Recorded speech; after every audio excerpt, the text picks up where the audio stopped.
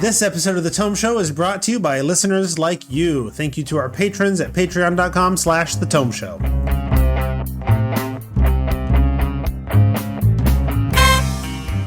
Welcome to The Tome, a D&D news, reviews, and interviews show, and I'm your Tome host, Jeff Greiner. And I'm Tracy Hurley, and in this episode, number 384, we're going to fly over the Mountains of Doom as we explore the 2024-25 version of the Monster Manual. Joining us for this episode is the Quaddle of The Tome Show. Branda Stoddard comes to us from designing at Dimension 20, Worlds Beyond Number, and many, many other things, as well as being a Tome Show fixture and clearly having been sent by the gods. Welcome back, sir. I bring you tidings of many monsters. Excellent. Also on the team today is the Cyclops of the Tome Show from Gnome Stew. What Do I Know, JR, the podcast thinker with advantage and being singularly focused on excellence. It's Jared Rascher. Funny thing about making me the Cyclops of this episode is my older sister used to torment me by calling me a Cyclops when I was too young to know what it was. See, I just made a reference about how focused you are because of the, okay, whatever. Well, it was just fate. It was fate. I saw fate coming. I was going to be called the Cyclops on the show. There you go. So in case you haven't fully figured it out, we're talking about the latest Monster Manual. D&D 5e got an update for the 50th anniversary, and we're doing a monster-by-monster dive into this book. To get us started, it's disclosure time. Jared is reviewing from a position of integrity because he bought the book, and the rest of us are shills because we received review copies. Can confirm. Yep. All right.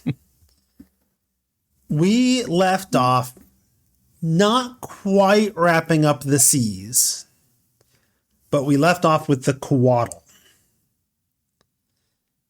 So the Quaddle, for those that don't know, it is a winged serpent of good alignment that is sort of a guardian that comes from the divine, comes from the gods to, help save the day or whatever. And it has cool ass rainbow wings. Uh-huh. The art here is really awesome. I want to say Quaddle. Oh, go ahead. The 2014 art was really nice, but I do like the kind of radiant, almost made out of light kind of wings that they gave it in the 2024 book. As I recall, Quaddles are based out of Central Mexican American sort of mythology. Is that sort of kind of vaguely? I mean, it is based on Quetzalcoatl, which was a god that was the winged serpent. So it was kind of a extrapolation from that. My recollection from way back in probably my second edition days is that back then the Quaddle used to be like a powerhouse.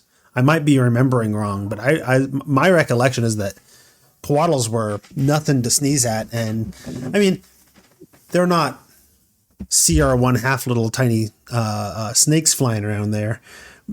They're CR4 now, but that's not like the powerhouse that I vaguely recall them being back in the day. But again, I could be remembering wrong. I was like 8. Let's see. In second ed, they have 9 hit dice, a THAC0 of 11, 2 attacks per round. Pretty paltry damage. No, that's I'm remembering wrong. That's fine.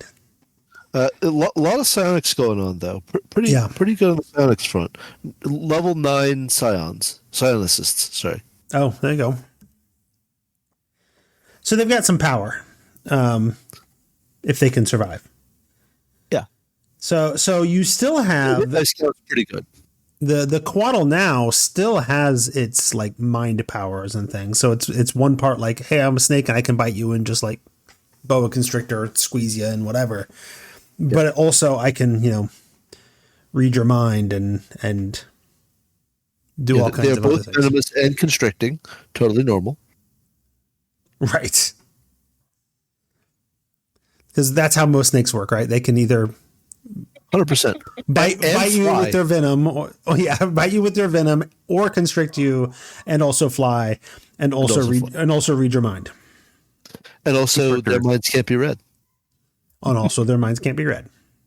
immune to scrying and to any effect that would sense its emotions, etc., in 2014, or thoughts can't be read by any means. And so Shielded Mind has kind of changed. That's interesting. I would say they may not be like powerhouses in terms of like, boy, these are going to give you a real strong challenge in a fight, but they're not like, they got killer stats. Innate true sight, innate abilities to at will both shape change and detect thoughts, and able to sort of call on the help of the gods and that kind of stuff. Like they're, for a CR4 creature, like they're strong enough that like I want to make a PC that's a Quaddle, right? That'd be badass. Look at those stats. Well, right, and anyone you meet could be a Quaddle because that's true. They have shape change into a beast or humanoid form only. Yep, but that means they could be running around in the local tavern or whatever all the time. Yeah, I was gonna say they have that new thing where it's you get shape change, but it has to be under these circumstances, and it's interesting. Yeah, I mean, it's saving a bunch of column inches compared to the big change shape block. Right. Right. And also, Jeff, if you're thinking of more powerful Quaddles, you might be remembering the ones from the 3.5 SRD, which were challenge rating 10. That might be closer. I don't know. Yeah. The thing about Quaddles across all these editions is you're not supposed to fight them. Right. They're not here to stab. They have cool powers so they can help you. Right. Because most of their cool powers are like, restoration and bless and sanctuary and stuff like that. This was a thing, though, that we touched on last week, I think, was something. But if you look at the lore changes, they have shifted the Quaddle from a thing that you find somewhere to a thing that actively wants to help the forces of good. And I know that's cool, and I know that works for a story, but that also means you have a lot of things that are all actively working for the forces of good. So there must be a lot of good and evil clashing constantly if all of these powerful things are actively doing things and not just haunting ruins and stuff like that. Well, you'd like to think. I mean, the evil things have always been described as very, very active. It's actually kind of nice to see more good things, on the other side, keeping the balance. So. No, I guess what you're for.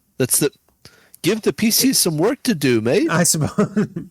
That's what I was going to say. What I worry about a little bit here is we had a wholesale slaughter of any NPC in the Forgotten Realms that was named going into 4th edition because people were like, why should I do this if Elminster exists or something? But we're kind of in this territory of why aren't Copper Dragons cleaning this stuff up? Well, if they are actively doing things for the forces of good. On the upside, the Quaddle is not in that category. Like they're actively doing things for the forces of good, but they are very clearly built to be support characters. So the Quaddle is your mentor or your patron or whatever, who's hanging out giving advice, shape changed into the lady at the bar or the wizened old man or whatever. And they're not really built to do things. They're built to seek out heroes and encourage them to do things. So I was going to touch on that too, though, because I do think it's kind of an interesting story, even beyond the active passive thing. In 2014, Quaddles were like sent by gods to guard very important sites. Mm-hmm. In 2024, Quaddles are supposed to be actively helping prophecies become fulfilled. Mm-hmm. That's a completely different purpose. Well, in fairness, they're really crappy guardians. They don't have abilities to help them guard things. So, also, in 2014, it's specifically called out they can't lie. Oh, that's a fun little addition for them, though. I don't mind that. And now he's sneak. No, they can lie now. Yeah. They couldn't lie before. No, I get that. but I like that. So in my game, they won't. So. And for a serpent-like creature, they're inflexible and uncompromising. So you see all this fluidity in the art. But that has to do with their both divine and lawful good nature, right? They're the old school lawful annoying, lawful stupid paladin that drives the party crazy. Yeah, in no prope form. Yeah. Well, they're so nice. Maybe they're a yep rope. Not friend shape and yet friend. Right. Has anybody run a Quaddle before? I feel like I must have, but it's not jumping out at me. I am pretty certain I have not. Right. The only Quaddle I've long looked at the stats and been inspired by the stats for Quaddle and somehow never pulled the trigger on having that helpful Quaddle meet up to save the day or help out or whatever. The one time I used a Quaddle, there's a supplemental couple of adventures for Descent into Avernus. And one of them involves a Quaddle that you meet in the Wandering Emporium, who does not reveal themselves as a Quaddle. It was just some person that they meet, some knight or whatever, who needs their help. And then the backstory is it was a Quaddle who came with the forces of good with Zariel and then got trapped here and went crazy and now is using and has gone evil and is manipulating the PCs into forcing a meeting with Zariel so that they can make a deal with the Archdevil. So that was the only time I've run a Quaddle, one who is very, very not Quaddly. So as far as specific numbers go, it's kind of interesting digging into these, though, because they lost 37 hit points. Yeah, they lost more than a third of their total hit points. They do, however, instead of being resistant to Radiant, they're immune. But then again, I don't think Radiant is something that you're going to have a ton of people just whipping out at them as their primary attack. But they're also just flat out resistant to bludgeoning, piercing, and slashing instead of being immune to it, except for magical. Right. Because we don't do that anymore. Well, this book doesn't do that. Yep. All right. Shall we move on to Crawling Claws? Sure. Okay. Yep. We should creep on over to those, yes. So we should creep on over to Crawling Claw. So we have the Crawling Claw stat. We've got 2 stat blocks for Crawling Claws. We've got our CR0 standard, tiny little desiccated undead animated hand, and then we have a CR3 swarm of the things. I think we can all say this is our favorite thing. It makes so much sense for them to be a swarm version of this. Oh. I mean, Oh yeah. Yep. And is this the first time we've run into a swarm concept? Thus far in this do book? not remember. I don't remember having any other swarms. For the sake of argument, let's say yes and discuss it. Okay. So we have because they are a swarm, we have the swarm trait, which means they can occupy another creature's space, move through small little openings, but they also can't heal or gain temp hit points because there's just so many of them. You can't heal. You can't heal it because what's happening when they lose hit points is you're killing off some of the swarm. Yep. And you can't strengthen them in a way that matters with temporary hit points. Right. And there's a point where I'm torn a little bit on swarm of crawling claws versus just a bunch of crawling claws. The encounter, depending on the encounter, either one could be called for. I remember an encounter in Tomb of Annihilation where a baddie has a bunch of crawling claws running around helping him out or whatever. It changes the action economy. having 8 crawling claws versus 1 swarm of crawling claws.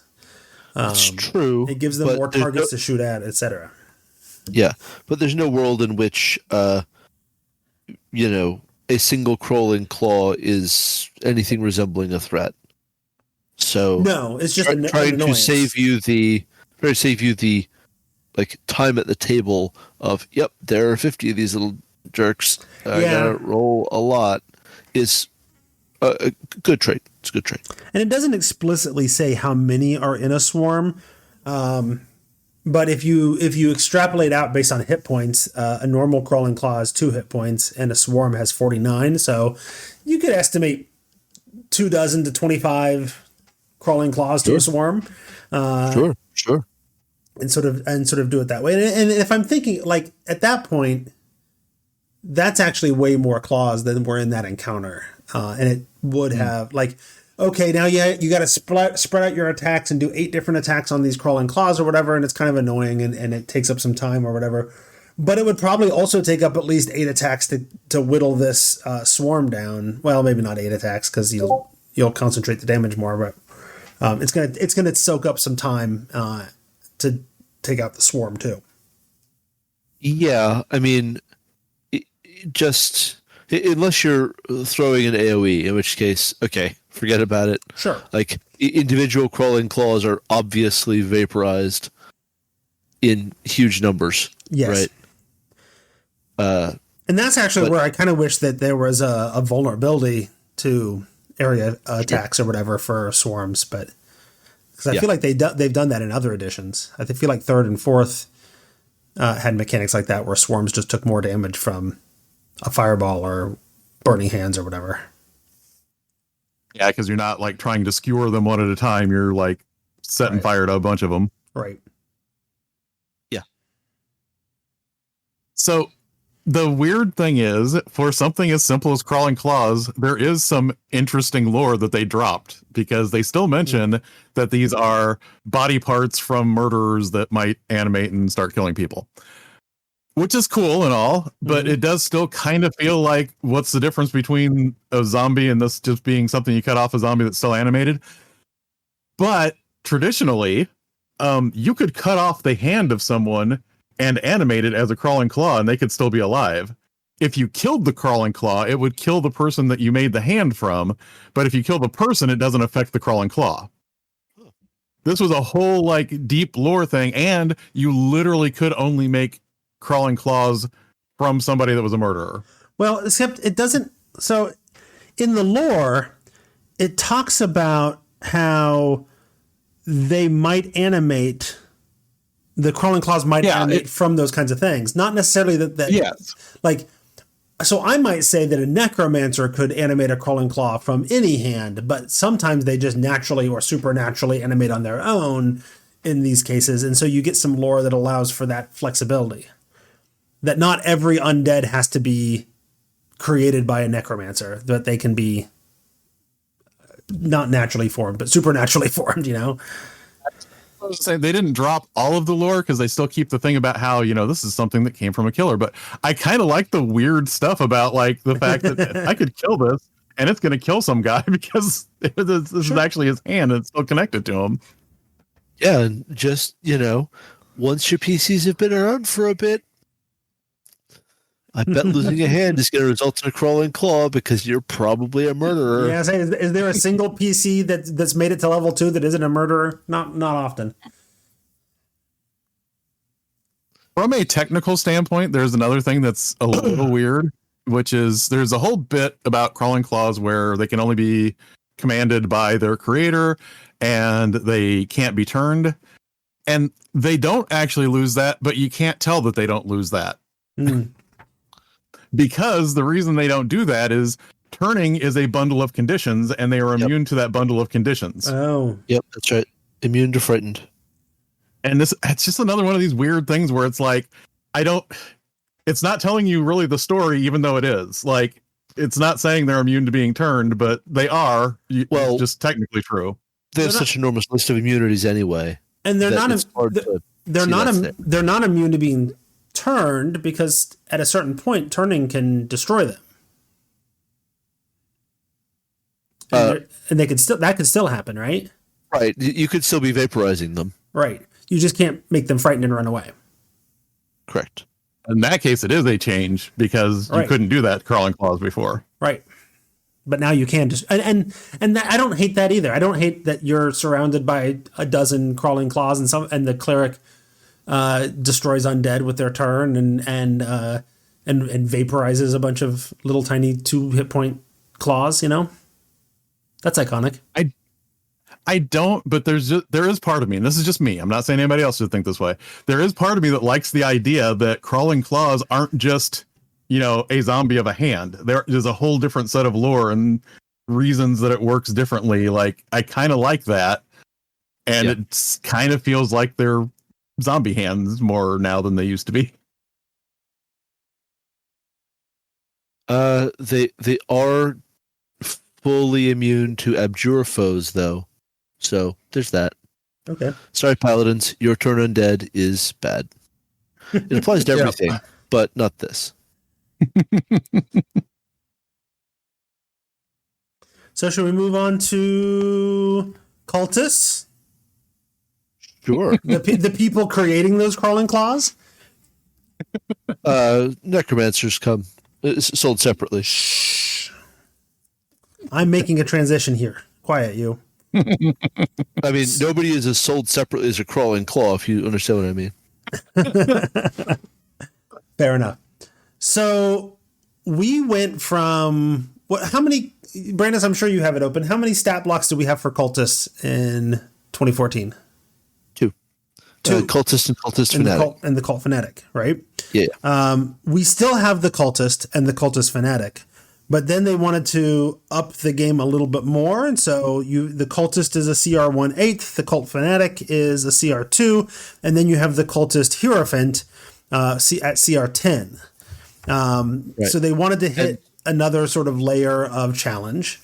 But then they also decided, hey, as we were discussing pre-recording, like cultist was like, arguably is the number one most used stat block for 5th edition D&D. It's in all of the event campaigns that they've published of various sorts. And so there are specific types of cultists. So if I need a cultist for my Phandelver and Below campaign, I'm going to pull out the Aberrant cultist. If I'm running Princes of the Apocalypse, I've got an Elemental cultist. If I need one for Descent into Avernus, there's a Fiend cultist. And then the Death cultist is for, everything else. The Killing cultist. So you got some specialization in cultists, right? And the other cultists are a bit absorbed from the warlock specifications from, what was it, Tomophos? Is that what that showed up? Okay, I think it might have been. Yeah, because that's where you had some of that. Like, give them this if they are bound to this entity. Yeah. And that's what they've. I mean, you see that in adventures all the time, right? Use the cultist stat block and then add this little mechanical tweak to the stat block or whatever. And so they've just now codified it and given us a couple of extra pages of cultist stats to cover these other types of cultists that if I'm not just a generalist cultist. I'm specifically a cultist of elemental evil, or I'm a cultist of Baphomet. Well. That counts as fiendish. Baphomet. So this is a whole big, giant, wide thing, and we don't need to explore this, but it is kind of interesting if you literally think about how they explain these. A cultist in D&D is somebody that is basically a warlock because they are not worshiping something that gets to officially call itself a god. So that is what a cult is in D&D. A new religious movement. Okay. Is that how it's described? Because one could argue that like it is traditional in D&D to have cultists of evil gods too. Oh, for sure. Oh yeah. I'm just saying that these are very heavily warlock leaning, like to the point to where they actually refer to like the fiendish cultists having a pact axe. Yes, so the cultist fanatic is notably drawing pretty explicitly on the cleric list, Mm-hmm. right? Yeah. With command, hold person, spiritual weapon. Like that's doing one thing, right? And the death cultist explicitly calls out worshiping entities like you like Jared mentioned, like Orcus, but also there's Vecna, who, depending on the timeline and the lore, is a god, and Ouija's, who is also, as I recall, a god, a Greyhawk god. Yes. Yeah. Yes. I would also like to say I'm very sad because Ouija's does not get a hyperlink in the D&D Beyond version because apparently there's nowhere where you can go to read more about her. I think that is the first time I've said the name Ouija's since 3.0. So, ironically, I believe at one point in time, might have been Gygax said that is actually supposed to be pronounced Ouija, but they didn't write it that way because, of course, they liked horrible puns that destroy your soul. But the irony now is you could pronounce it that way and spell it that way because it's all owned by Hasbro. right. Yeah. It's a weird thing to want to do, though. Also, the Death Cultist really doesn't fit her because she is also another one that's sort of like Kalemvor and the Raven Queen, where it's like, I'm not raising undead armies to take over things. I'm just making sure souls go where they're supposed to. I mean, neither is the Death Cultist. They're not raising undead. They have speak with undead. Well, but not with this stat block. right. I think we can take it as read that they can have some outside of stat block powers at the need of the story. Sure. And they are listed as evil, so that's a thing, right? They're not neutral like a lot of those other death gods would be, but yeah. But they don't. I mean, you could file. I mean, just as easily as you can add off stat block abilities as needed. I can also file off that alignment and say these are just clerics of Kalemvor running around speaking with dead as necessary and putting things at peace. Absolutely. So. And and I feel like we can safely say that's what the adventurers would do. So right. Why shouldn't you? Absolutely. And by no means, even though I'm throwing some goofy stuff out here, I really like this section. I think this is great. I think there is this is the type of NPC you definitely do need at different CRs. And the other thing that I was kind of happy about was when I saw they were going to do different cult hierophants or whatever, I was kind of expecting it to be like one cult hierophant stat block and then swap out this for this type of cultist or swap out this. And no, there's a separate death cultist. There's a separate elemental cultist. I like that they actually did those kind of custom built them for what they're supposed to be doing. Mm-hmm. Yeah. I do sort of wish that they followed a logic of a spell list more so that they match some of the logic of PC spell lists so that just feels grounded in like the same cosmology that the PCs live in, and they rejected that completely, and I do think that's a mistake. Well, they used to get really hung up on that kind of stuff back in the 3rd edition days, right? Where the NPC stat blocks and the PCs were sort of built on the same foundation, and they've moved away from that, and I get that, and that doesn't bother me, but they maybe moved too far away, I guess is what you're saying. Right, like. Same mechanical foundation, not important. Same cosmology, pretty important actually. Sure. Like the in-play rules should be the same, is what I'm saying. Mm-hmm. Yeah, and it's interesting because like clearly what they've done, as I look at these different stat blocks, they're all CR8s. They're kind of fitting in between the Fanatic and the Hierophant, and that's a fine spot to put them. These specialized cultists. But then I look at like the Fiend Cultist, which has almost no like special fiendy special abilities besides like a Hellish Rebuke and a Pact Axe, right? Which is really just I'm going to hit you with my axe and it does a little extra fire damage. But where they, instead of, the multiple, the 2 or 3 different special attacks that the Aberrant Cultist gets, instead the Fiend Cultist gets to cast Fireball twice a day. And so, like, they're not following the same progression of spells because that's clearly, like, filling in for not having a specialized attack. Right. And it's a real nasty fireball. Oh. It's a level 6 fireball. Yeah, level 6 fireball at CR8 is nothing to sneeze at. Like two of those from every fiend cultist you face. Yeah. Buddy. That's bad times. Yeah. It is kind of interesting though that not everything has the same progression there either, because the fiend cultist is making 3-pack axe attacks. If you're going to do spellcasting, that's it. You're not swapping in any spellcasting for your attack routine, which is something some things get to do, but they don't. Yep. Also, I'm just going to say the aberrant cultists are probably the ones that people are going to hate the most just because of their reaction. Oh, it's pretty bad. Yeah. Counterspell twice a day. They're the blue man magic deck. Right? Yeah, everybody loves playing against blue decks. Yep. That's what I know. Uh-huh. Famously. Why does the death I totally... Why is the death cultist spellcasting DC one lower than the others? Just lower wisdom. They just got lower it is. wisdom, man. Yeah, why? Yeah. Why does it have low wisdom? It's got the higher strength. So they've got the same core attack stat, same 18 or 19 core attack stat as the others.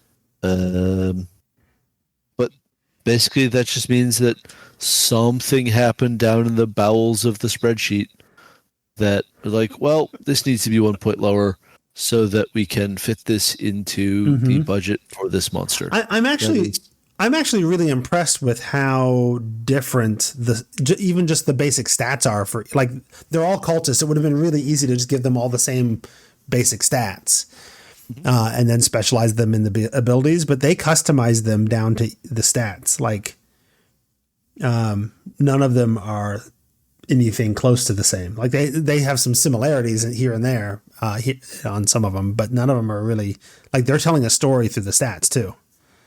A little bit, right? Except that they're still going to solve for hit points.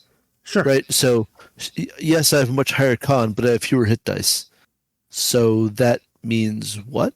Well, nothing. It doesn't mean anything. Yeah, it is weird that the Death Cultist has the highest con at 18 versus the Aberrant Cultist, which has the lowest con, but the most hit points. Right. And that it's like what you're looking at there is, well, AC 17 has come out of something. Yeah. Right. It is weird because defense. It feels like the thing that they have dialed in for the balance is the literal hit point. But because there's a mechanism to get hit points, you actually reverse engineer what the hit dice and the constitution needs to be in order to get the hit points to get you in the right area. Right. That's literally correct. Yeah. There is a dramatic difference between 15 hit dice and 25 hit dice for the same CR creature that doesn't really make a lot of, like, and I think this is going back to Brandis's point about the sort of, what does the progression say about the story and the internal consistency of the world? Because that says weird things about the internal consistency of the world. Why is one CR8 cultist have 15 hit dice and the other one has 25? Right. And the answer is that there is no story meaning in their minds for hit dice at all. Well, and in fairness, that's an issue that's a big issue for those of us that are doing deep dives into the monsters and whatever. The players will never know. But also, let me throw this in here for Brandis. That's a big deal for third-party developers too, sure. though. Oh, yeah. I mean, but yeah, it's absolutely correct that you figure out how many hit points you want them to have and then get there. Yep. Doesn't matter how. Yep. If you need to give that D4 hit die creature 275 hit dice because you want it to have 1,000,000 hit points, fine, dude, do your thing. But no one cares. But you're not wrong that it makes, like, that lack of like, there's a formula, and that means that the formula has to be way more complex to accommodate for some of those things. Oh, yeah. That makes it much harder to replicate. And Well, in a if world where only they didn't, someone where they did, in a world where they didn't publish the formula, There we go. then that makes it very hard to replicate. Right, and if we ever get monster building guidelines for 2024, it sure would be heckin' sweet. Right. Well, That's all I'm saying. you know, I'll do everything I can with all of my non-existent connections. Not Make it saying so, that number one. Not saying this is the way to go, but at the same time, I completely understand. Tales of the Valiant doesn't worry about hit dice for monsters at this point. It's just, Yeah. They this just is give how them many hit hit points. points it should have for the CR. Hit dice for Right. monsters almost never matter. And honestly, anytime I've created my own like homebrew or whatever in D&D Beyond, I've always just given them however many hit dice I need to justify the hit points that I want to get them to. Right. So I understand that implication.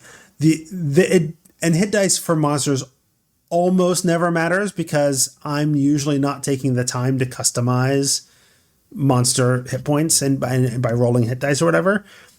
Every now and then I have a situation where it's like, oh, we got into a fight with this monster and then we left. And I need to know how many hit dice it has so I know how much it can heal in the in-between. So Right. That's the exact extent to which hit dice can really matter. The number of times that you're going to be teamed up with a monster and use something on it that lets it spend a hit die, that is so rare that it can be safely ignored. literally, I think in all of my years of playing, I don't think it's ever happened. Yeah. So anyway, more to say on Cultists? No, I'm pretty happy with that section. Then let's talk about the Cyclops. Well, I too have gone through life with no depth perception. Good news is that doesn't harm you anymore.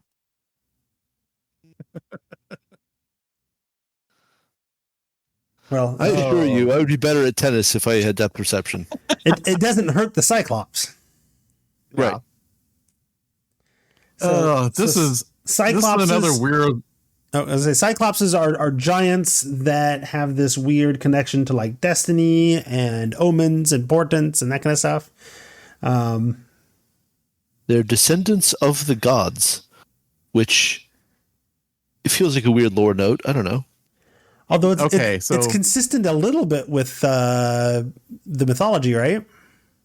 in theory, all of the giants are descended from the giant gods. Sure. Right. This kind of feels like maybe this is meant to be more gods in general, but yeah, like every giant species is descended from one of the children of Annam. Right. At least in so D&D and previous. that phrasing is the weird thing that I'm kind of getting at. Right. Mm-hmm.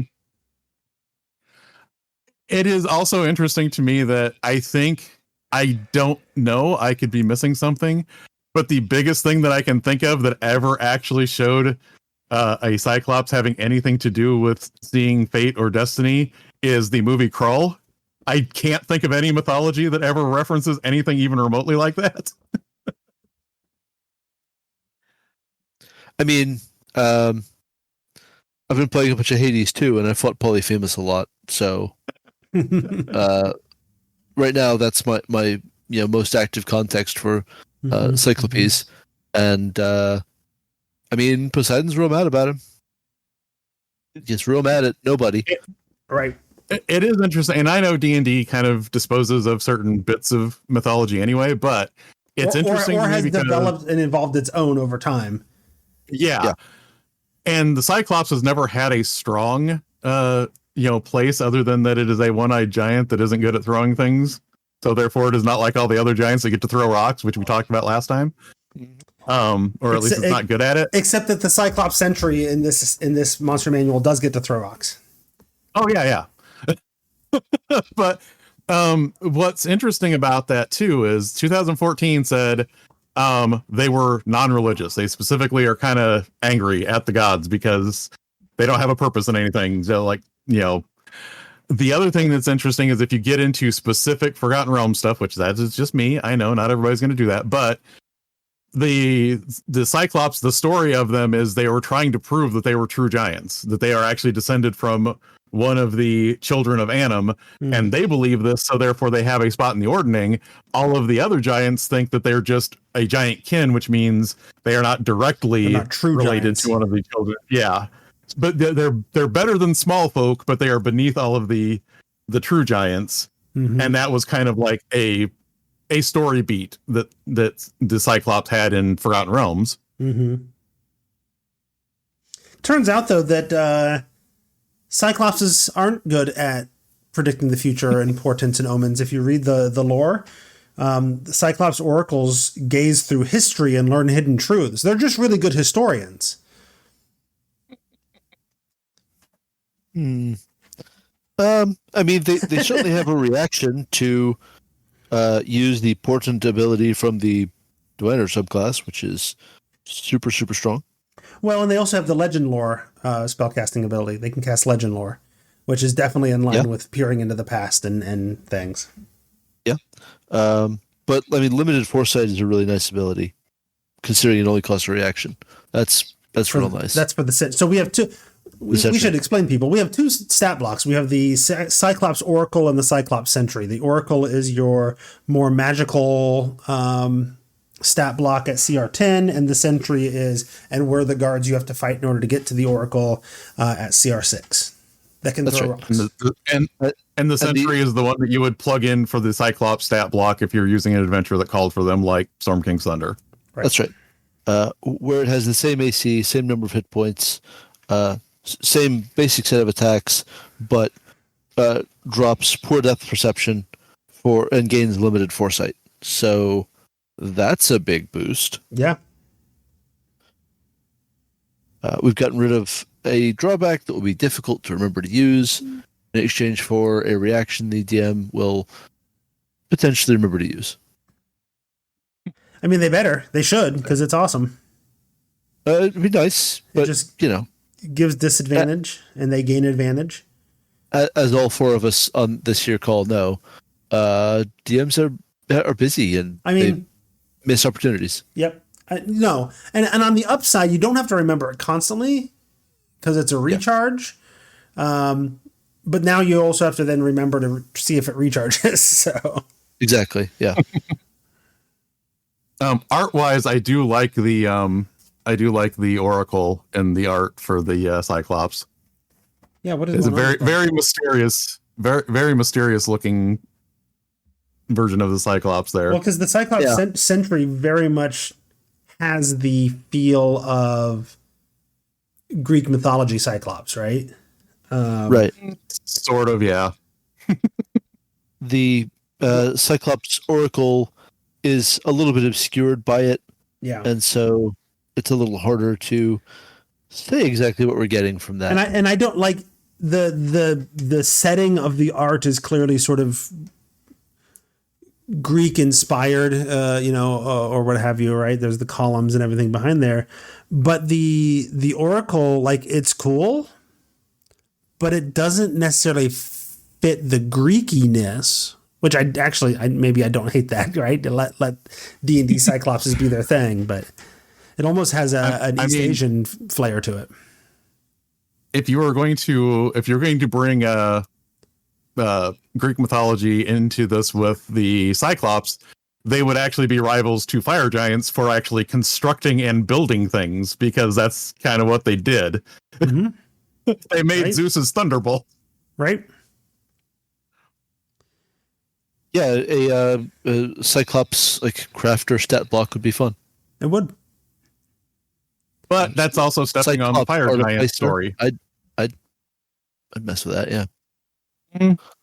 I mean, that's the kind of thing that would be great into like a Big B's where you're digging more into giants and whatever, and you can get into that rivalry and have competing stat blocks and what have you. That could be fun, but that ship has sailed. It just feels like such a weird, like, radical shift, though, because like your big selling point in 2014 is Cyclopses aren't great thinkers or strategists. They can be tricked into doing almost anything. Cyclopses can see into the truth of the reality into the future and strategize really well because of it. Yeah, that's true. That's true. Yeah. Cyclopses are different. I don't know that I dislike, like, they're bad strategists and not great thinkers. That's consistent with Polyphemus, right? But but it's not really a thing that we got from the other brothers that helped build the right things. It's just, yeah, right. This is a more interesting and compelling Cyclops to me, and then I can make a dumb one that's the exception or whatever running around out there if I want to tell that story. I mean, I don't really like having too many sapient things that are just always stupid. That's almost worse than always evil. As a species, yeah, that's... Yeah. Ontologically stupid is pretty rough. Not a huge fan. But I do like the Cyclops Oracle a lot. Just having it. And more good challenges in that low double digit CR range is great, because those are going to stick with you way into the late game in multiples. Speaking of pulling random Cyclops inspiration from places, did you notice the Cyclops Oracle can shoot a beam of energy? I mean, it's not that unusual anymore. I know, but I'm having a hard time not seeing that originate from its eye. Right. Yes. Yeah. Oh. And I almost want to do the anime thing and have them like hold their hands up in front of their eye and shoot a blast out, you know? Just remember that it is, force and not heat. Okay? That's very important. Actually, it's Gail Simone's going to be so mad if you get that wrong. The only other thing I wanted to bring up is, and we kind of touched on with the Cloud Giant, there is not a consistent story for what a huge creature that is immensely strong hitting you with something that is the equivalent of a column from a building does to a body. Because Cloud Giants will not knock you prone, but a Cyclops will. Yeah, so there. Wow.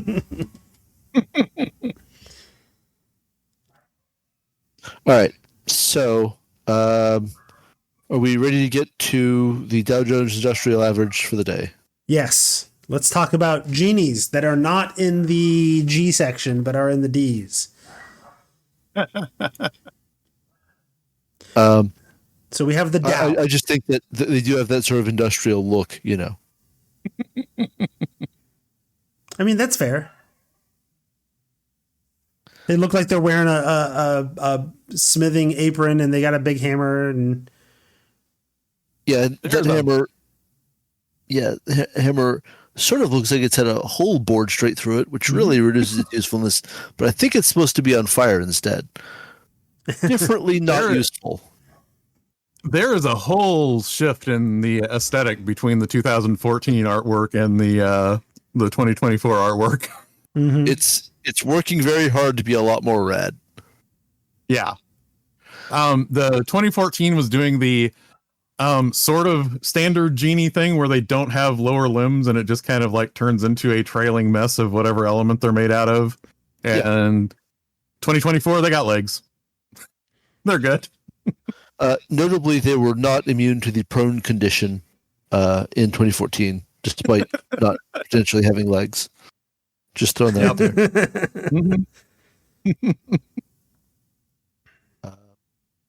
I mean, I even picture that, though. If you do have the genie that has the lower body that isn't legs, I usually picture that as expressly when they're flying anyway. Sure.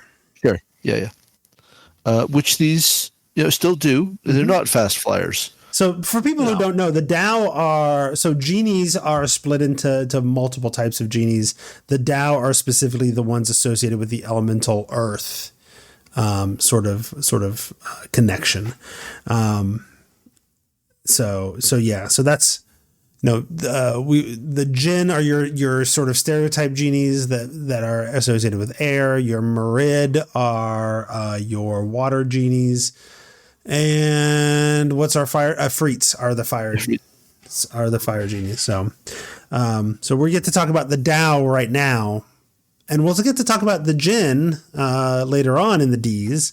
But we won't talk about the Marids and the Ifrits for a minute. So it is interesting because at one point in time, the Ifrit were the sort of evil, like, you probably can't trust them, but they were like lawful neutral, comma, or, parentheses evil. And the Tao were the neutral evil, like, you don't want to mess with these genies at all. And that is not carried over into the 2024 description of them. So I've been playing in a 13th age game that is sort of doing Al-Qadim / Voyages of Sinbad situation. It's a setting of the GM's own creation, and we deal with genies a lot. Sure. A lot. Because it's a very high level game. And I'm now a very, very strong believer in all of the genies should be neutral at base. Some of them are good, some of them are jerks. It's fine. Like, yeah. No, I don't disagree with that. I wasn't invested in that till I started playing this campaign. Now I'm very invested. I mean, I think as far as something that has a stat block that says chaotic good, Jinn have probably been used as things that are not chaotic good in more things in D&D than I can think of. I think maybe it was just that subversion of they're the good genies. Yeah, I think you're probably right. And we do get a little hint here that genies are being considered sort of the elemental plane version of demons and devils for the lower planes, or angels for the celestial planes, or whatever, in as much as they've got things going on like the various restoration abilities they have. Like if you kill a genie outside of its plane, it reforms in its plane. Like that's not true of everything from other planes, but it's sort of in that category of things. It is also, it's interesting that to me that, like, so they've got the genie wishes thing going on, and the Tao have a 30% chance of knowing how to cast wish. And then there's, a few sentences describing what that means and how that gets adjudicated. But it's interesting to me that, like, it's not often, I suspect, that we're going to see a stat block that's like, hey, there's a X% chance that this creature has this ability in its stat block. That feels especially strange in 2024. Like, you can just say it knows wish or doesn't know wish. That's really weird to give a percentage chance there. Yeah, well, I mean, it gives the DM some permission that I don't like. I get it. It is weird in terms of consistency, but I get, like, I don't want to have to be dealing with the wish bullshit when I throw, but I want to be able to play with genies. And so it gives me permission as a DM to be like, oh, here's a genie. It doesn't know wish. So just move on and get past that, and let's do other things. Right. Is that what you were going to say, Brandon? So you started talking too. No, it is. I think that giving DMs cover is a big part of that. I do think it could have probably lived in a sidebar if we don't want it in the stat block, but It's not doing a lot of harm in the stat block to me. No, it just feels weird. It's certainly very unusual for them. No question about that. And like, I don't think you have any business as a DM actually rolling percentile dice to find out. No, bro. Just decide. Will there be a wish spell in my game? Let's see. Right. Well, and they've sort of built in the 3 wishes thing, kind of like it's not 3 wishes per person. It actually helps. I would argue it balances better than that. Because if it had 3 wishes per person, then you just pass the genie around to each member of the party, and that's a lot of wishes. All right. But it does have 3 wishes. And then after the 3 wishes, it can't cast wish again for 365 days. So it's 3 wishes per year, regardless of how many people ask for wishes. Yep. And there's a lot of sort of implicit human abuse of genies story getting sort of covered in that tiny little stat block. Yeah. I mean, that's a big part of the story.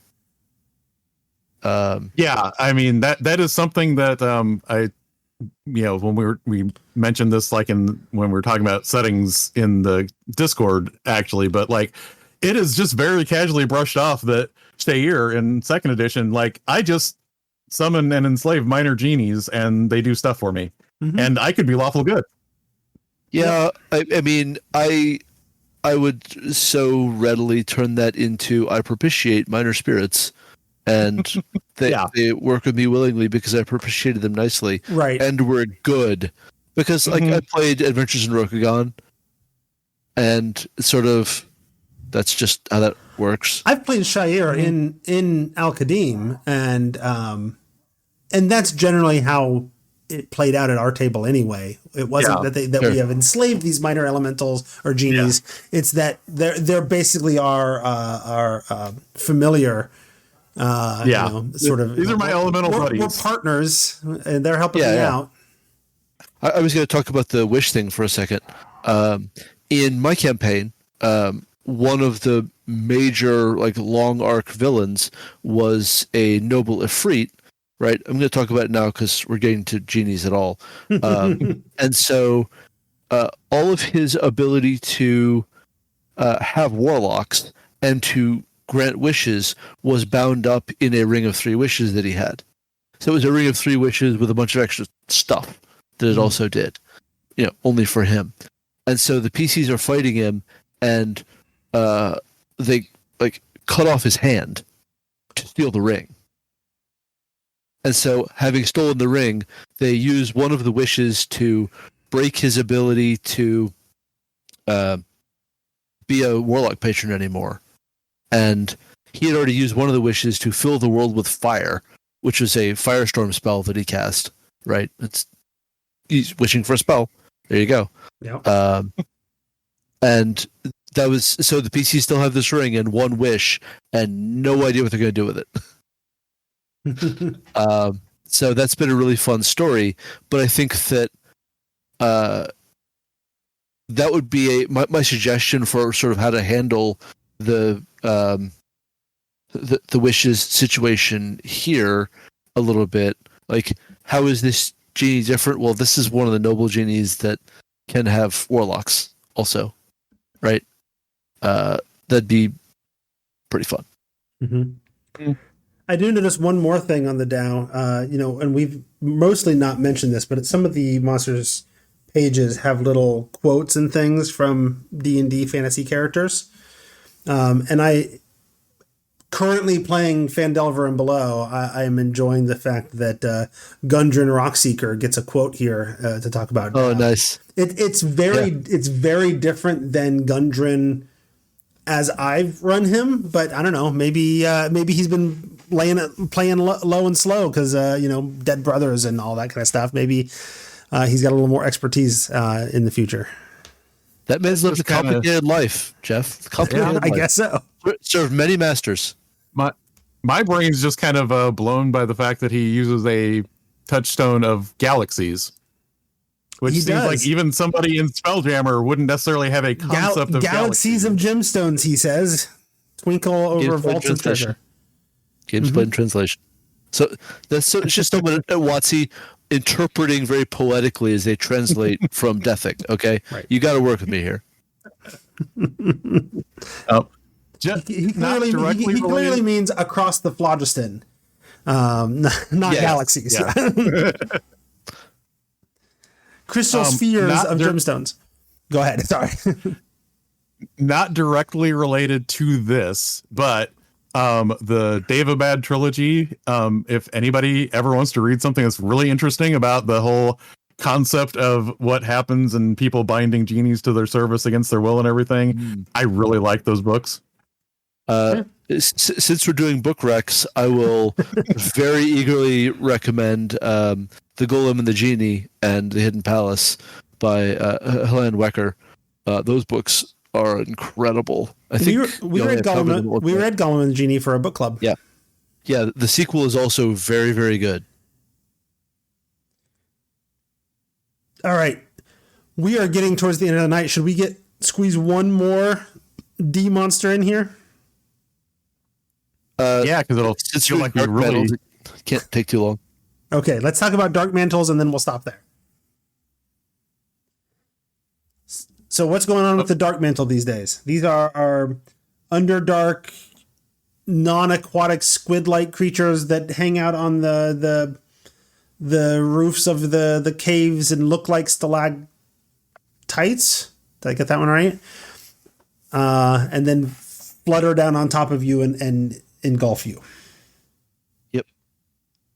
Speaking of the sidebar quotes and what you just said, the sidebar quote for this is, just assume there's no such thing as a stalactite. Yeah. That's about fair. I imagine you see something similar with a mimic, right? Well, and in the 2014, it's remind me again while we're on this quest, Ethelred the Fighter after his first Dark Mantle encounter. Oh, yeah. And Dark Mantles aren't, I mean, they're only CR 1/2. They're not tough creatures to fight. They're small little aberrant creatures but there's a very, oh, go ahead. Right, that's very, very similar sort of underdark aquatic creature that's a huge problem. Those are cloakers. Which we talked about last week. Yeah, of course. So is it like D&D ecology? These are just the things that just keep getting evolved again and again, like nature wants these things to exist. all life basically gravitates to cave squid.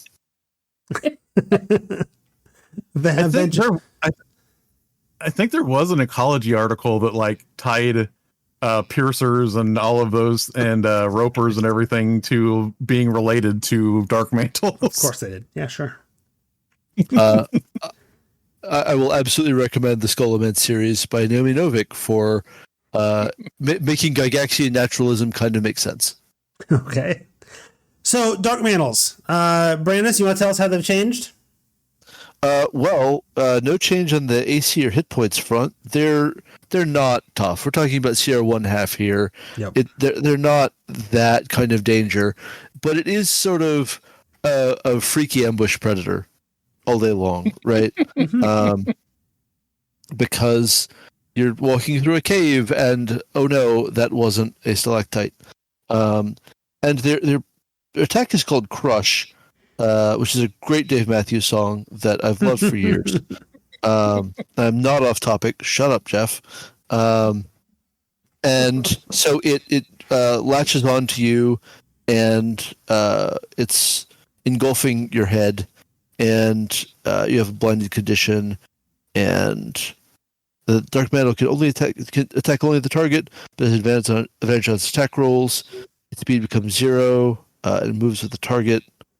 I mean, there's definitely a potential very comical mental image there, except that that's really sort of collapsing the space between comedy and horror.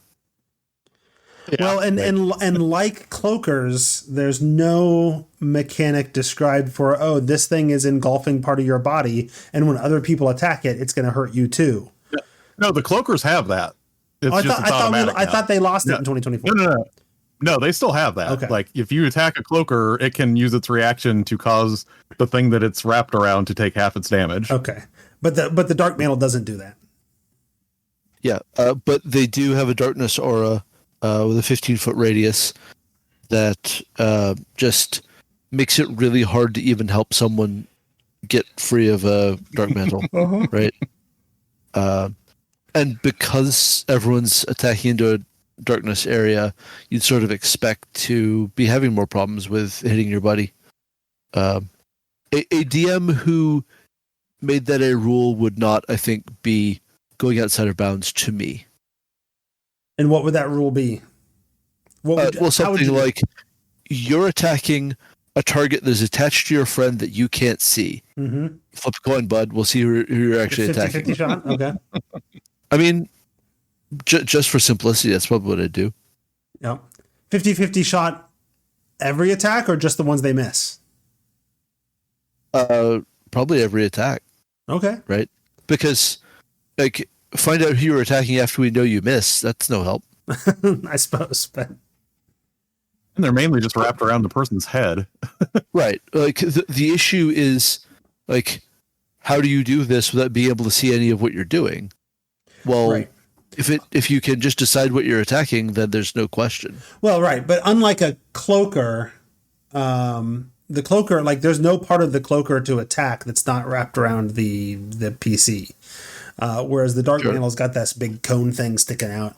So it does. But you can't see that. No. I get you're in the darkness, but mechanically that's not how darkness. I mean, it's kind of how darkness works, but it's not necessarily like, okay, but I'm a warlock with Devil's Sight. I could go ahead and see that anyway, Sure. right? Right. And with Devil's Sight, I obviously wouldn't use such a mechanic. Sure. Right. But I'm turning this on the fact of you really can't see what you're doing at all. No, but what I'm playing on, well, the reason I'm saying it makes sense to me to be like, okay, I swing, I attacked, I missed. Now there's a 50% chance that my miss hits the ally, plays in either, but because that way the warlock, like I can see the thing, but oops, I missed and it's wrapped around my friend's head. I accidentally hit them anyway. Meanwhile, anybody else who doesn't have Devil's Sight running up and attacking it is much more likely to miss because they're attacking with disadvantage because of the darkness. Sure. So that plays out for me. But we're discussing homebrew mechanics now that aren't actually in the stat block. So yeah, but its basic strategy is to suffocate you to death while you're running around the darkness, not being freed by your friends. Yeah. And the other thing that's interesting, I wonder about the math that they have used very meticulously on all the other ones, because it feels like the fact that it can do darkness does kind of complicate the fact that it's only a CR 1/2. Like, this is a whole story to how to resolve this that isn't just, and part of why I say that is if you throw these things into an encounter with, say, a devil, that's a nightmare. Like, even with these little CR 1/2 things. Sure. Right. But, that is so dependent on the trait of the devil. I can just about promise you that the darkness is getting treated as a defensive feature. It amounts to something like creatures always have disadvantage when attacking this. And if they have something like Devil's Sight that lets them get around it, then good on them. They have a cool feature. Well, and right? the nice thing about one other complication to the darkness aura that the dark mantle has is that it's a concentration ability. So if when you do manage to hit it, if you don't drop it, I mean, it has 22 hit points. You're probably not going to drop it in one hit, but it might end up losing the darkness while still, being up and fighting. Yep. But as written, normal dark vision will not see through it, and it has the absolute statement, no light can illuminate it. So it's not like a levels of things like in some things where it's like, oh, this was a higher level light spell. It's like, no, it's just dark. You can't illuminate it. Yeah, they're trying to simplify their rule, right? Or additions where you could just cast light to counteract darkness, or what have you. Yep. Yeah, they were trying to simplify here, and they simplified pretty seriously. And on that note, one of the things I kind of wish they had done, they say they have to make a concentration, right? Maintain concentration. I wish they, I think in a half a sentence you could have spelled that out and exactly how that works in that spot if you're not familiar with concentration and you want to make it more friendly to newer players. But that's the entire point of reintroducing keywords is you need to go look up the keywords. Right. But I don't like that. So there.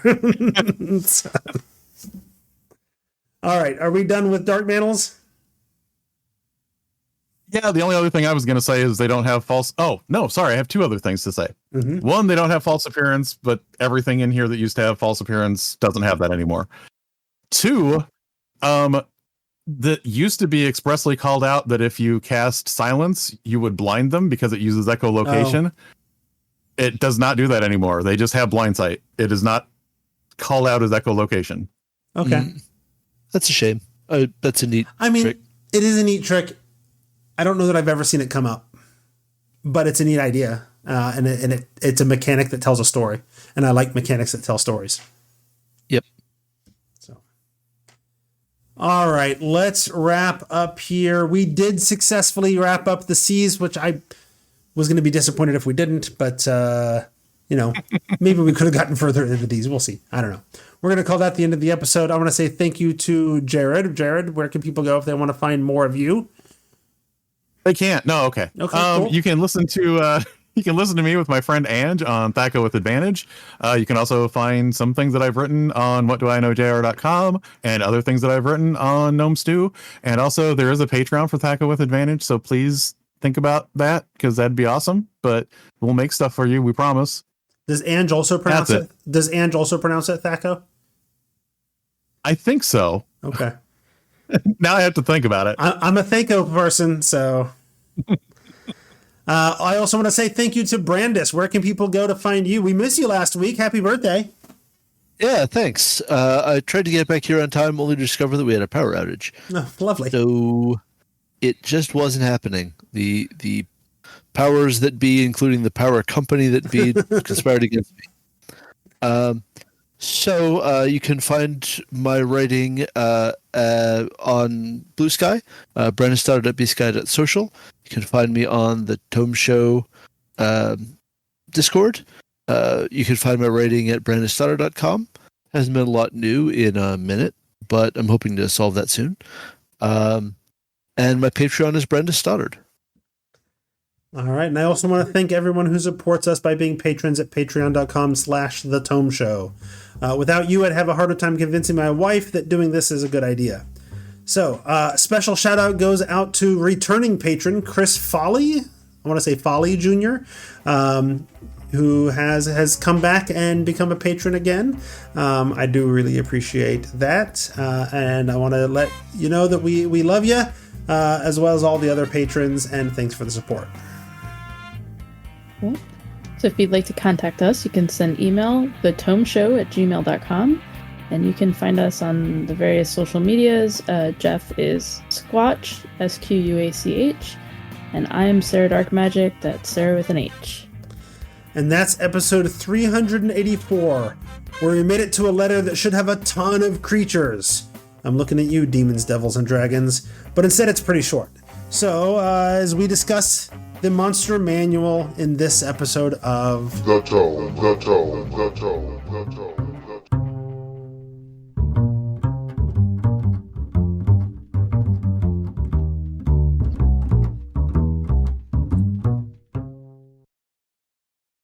I'm on the wall.